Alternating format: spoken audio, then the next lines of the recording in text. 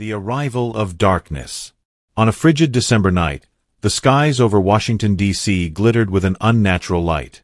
The stars, once constant beacons of hope, flickered and danced as if disturbed by a hidden force. In quiet military installations across the nation, radar operators first noticed the anomaly: unidentified objects moving in erratic, almost sentient patterns. At first, these signals were dismissed as cosmic interference, but within hours, the truth became undeniable. A fleet of colossal, otherworldly craft descended from the heavens, their surfaces etched with alien symbols that pulsed in the dark. Panic rippled through government headquarters and military command centers alike. The U.S. military, long prepared for earthly threats, now faced an enemy that seemed to defy every known law of physics. Colonel James Harrington, a seasoned officer with a reputation for unwavering resolve, was summoned to an emergency briefing at the Pentagon. As he entered the stark briefing room, his eyes fell upon a digital map lit with red markers scattered across the nation. The symbols of the alien vessels were converging, first on major cities, then on strategic military outposts. The reality of an extraterrestrial invasion was impossible to ignore. Within hours, armed forces were mobilized. American jets streaked across the skies, and ground forces took defensive positions along known landing sites. Among them was Private Lisa Monroe, a young soldier whose determination and quiet bravery had already earned her respect among her comrades. As the alien ships unleashed beams of dazzling energy that shattered concrete and ignited the night, chaos erupted on the streets below. Civilians scrambled for shelter while the military scrambled to establish order. The aliens, silent and inscrutable, advanced with precision. Their technology was unlike anything the world had seen. Energy shields deflected every conventional missile, and their weaponry disintegrated tanks as though they were made of paper. Despite their technological superiority, the invaders did not speak. Their actions were measured, as if guided by a logic beyond human understanding. In the midst of this unfolding nightmare, whispers began to spread among the troops. Was this a prelude to total annihilation, or a test of humanity's resolve?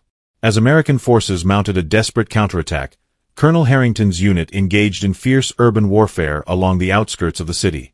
Buildings crumbled and streets became battlegrounds illuminated by the eerie glow of alien weaponry. Private Monroe, fighting alongside her brothers and sisters in arms, witnessed acts of heroism that defied the terror of the situation. Soldiers risked everything to evacuate civilians, even as enemy craft loomed overhead like dark specters. In the midst of battle, a strange and unsettling pattern emerged. Some alien vessels targeted only military installations, while others honed in on communication centers and power grids. The calculated nature of the attack suggested intelligence, and perhaps even strategy, behind the invasion. Rumors began to circulate that a renegade faction within the government might have colluded with the extraterrestrial forces, offering them secret access to U.S. defense systems. Such thoughts were unthinkable, yet in the face of overwhelming crisis, trust became a fragile commodity. The chapter of darkness had begun. With the nation under siege from an unknown enemy and suspicions of betrayal stirring in the shadows, every heartbeat counted. As explosions lit the night and the fate of millions hung in the balance, the stage was set for a battle that would test the very soul of a nation. In this crucible of fire and ice, heroes would rise, and some would fall. The invasion had plunged the United States into turmoil. Behind the front lines, whispers of betrayal festered among ranks that had once prided themselves on loyalty and honor. In a hidden command bunker beneath an abandoned steel mill, intelligence reports revealed unsettling details. Encrypted messages hinted that a high-ranking military official, General Robert Ellis, might have leaked critical information to the invaders. Though unproven, these suspicions ignited a slow-burning fire of distrust that threatened to splinter the American defense. General Ellis was a man of formidable presence and impeccable record, but as the crisis deepened, his decisions became increasingly erratic. A confidential memo intercepted by an elite counterintelligence unit detailed a secret meeting between Ellis and shadowy figures whose origins were as murky as the dark side of the moon. The meeting had taken place under the cloak of night, and though the contents remained hidden, the implications were damning. Could one of America's own have paved the way for an alien conquest? Amidst these internal storms, the battlefield outside grew ever bloodier. In the outskirts of Chicago, where alien forces had secured a critical landing zone, the U.S. military staged a counteroffensive. Led by Colonel Harrington and accompanied by the fearless Private Monroe, the unit fought through fields of twisted metal and shattered dreams. The alien invaders, with their uncanny ability to regenerate and adapt, pushed the Americans to the brink. Each moment demanded sacrifice, a fallen comrade here, a broken formation there. Private Monroe's unit encountered a mysterious stranger amid the chaos, a scientist named Dr. Malcolm Reyes, whose expertise in xenobiology became crucial to understanding the enemy. Dr. Reyes had long warned of cosmic life forms capable of subverting human systems, but few had listened. Now, with the invasion in full swing, his knowledge proved invaluable. He revealed that the alien technology functioned on principles of bioelectric energy, and that their seemingly inhuman behavior masked a collective intelligence capable of rapid adaptation. In one harrowing encounter, a platoon led by Monroe found itself ambushed in a derelict industrial park. Under a relentless barrage of energy pulses, several soldiers fell. As the squad retreated, Monroe stayed behind to cover their withdrawal. In those final moments, her valor shone bright, even as her blood painted the frozen ground. Her sacrifice bought precious time for her comrades to regroup and reinforce their defenses. Later, her name would be etched in the annals of military lore as a symbol of unwavering courage. Yet, as the American forces struggled against an enemy from beyond the stars, the internal betrayal threatened to unravel the united front. General Ellis's covert communications with the invaders, once verified by a discreet team of cyber experts, began to erode trust within the command structure. Colonel Harrington, torn between loyalty to his superiors and the undeniable evidence of treachery, confronted Ellis in a tense midnight meeting. The conversation was terse and laced with unspoken grief.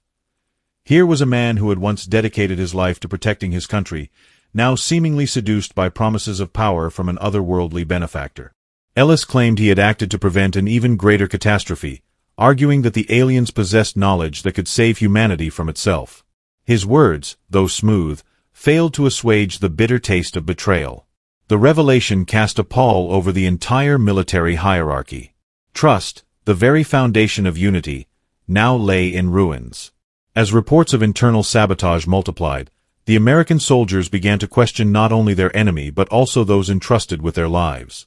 In the midst of the chaos, Dr. Reyes made a startling discovery. Hidden within the alien craft was a fragment of data, a digital imprint that not only confirmed Ellis's covert interactions but also revealed a potential weakness in the invaders' defenses. The aliens, it turned out, relied on a central nexus that synchronized their collective operations. If this nexus were disrupted, their entire formation could collapse like a house of cards. This revelation sparked a daring plan. A small elite force would infiltrate the largest alien mothership and disable the nexus, even if it meant walking straight into the lion's den. As preparations for the covert mission began, the mood among the troops was a blend of resolute determination and somber reflection. Every soldier knew that success might come at an unbearable cost. The betrayal by one of their own had cut deep, yet it also steeled their resolve to fight not only for survival but for the honor of a nation betrayed. In the dark corridors of command and on the blood-soaked battlefields alike, the struggle was as much against internal demons as it was against the extraterrestrial enemy. In that grim hour, the U.S. military had no choice but to rely on the valor of its few remaining true heroes. They would risk everything to strike at the heart of the alien invaders, and in doing so, perhaps restore the shattered bonds of trust among themselves. The stage was set for the ultimate confrontation, where every secret, every betrayal, and every sacrifice would converge in a battle that would decide the fate of not only a nation but the entire human race. As the alien mothership loomed on the horizon, a titanic silhouette against a stormy sky, the final act of humanity's desperate stand began. The elite infiltration team, composed of hand-picked soldiers and led by Colonel Harrington himself, embarked on a daring mission to breach the invaders' central nexus.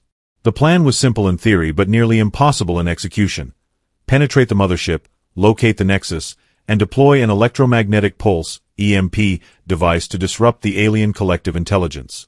Every step into the belly of the beast was fraught with danger.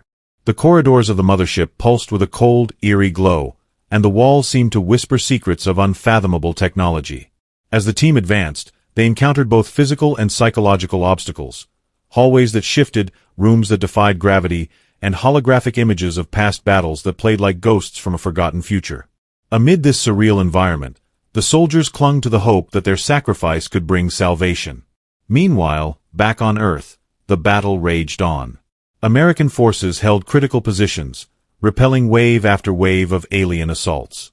In the icy wastelands of northern Montana, where the aurora danced like a curtain of green fire in the night sky, a small battalion held a vital communications outpost.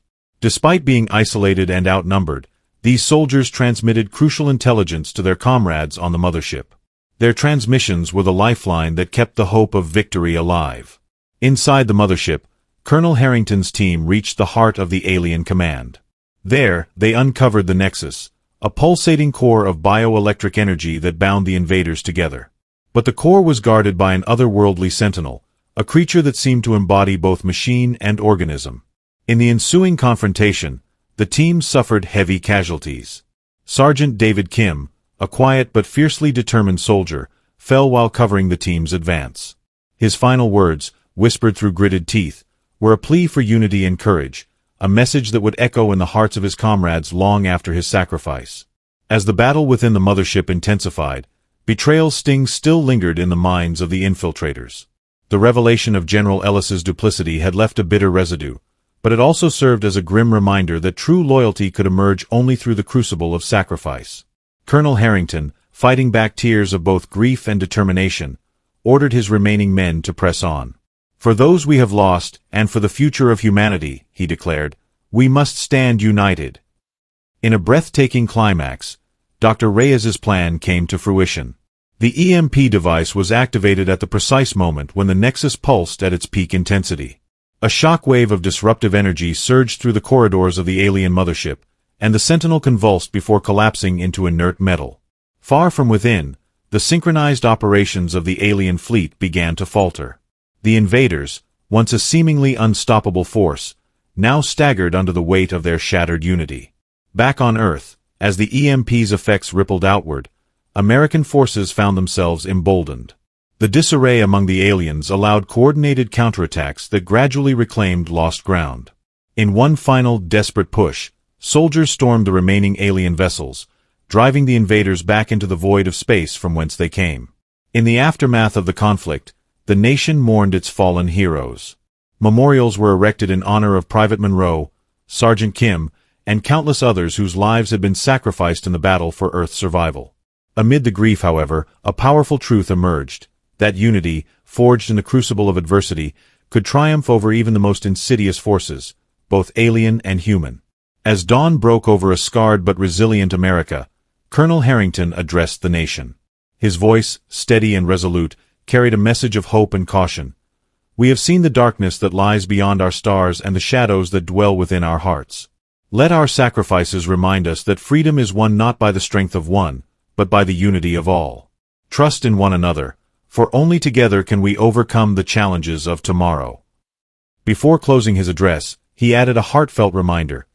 If you believe in the power of unity, courage, and sacrifice, please subscribe to our channel and hit that like button. Stay tuned for more stories that inspire and remind us never to forget the lessons of our past. In that final moment, as the sun's first rays illuminated a hopeful new day, humanity understood the timeless moral. Even in the face of betrayal and overwhelming odds, the light of unity and valor can banish the darkest of shadows. Thank you for joining us on this epic journey. Remember, every sacrifice, every act of bravery, and every moment of unity is a beacon that lights the way forward. Subscribe to our channel, like this video, and keep the spirit of hope alive.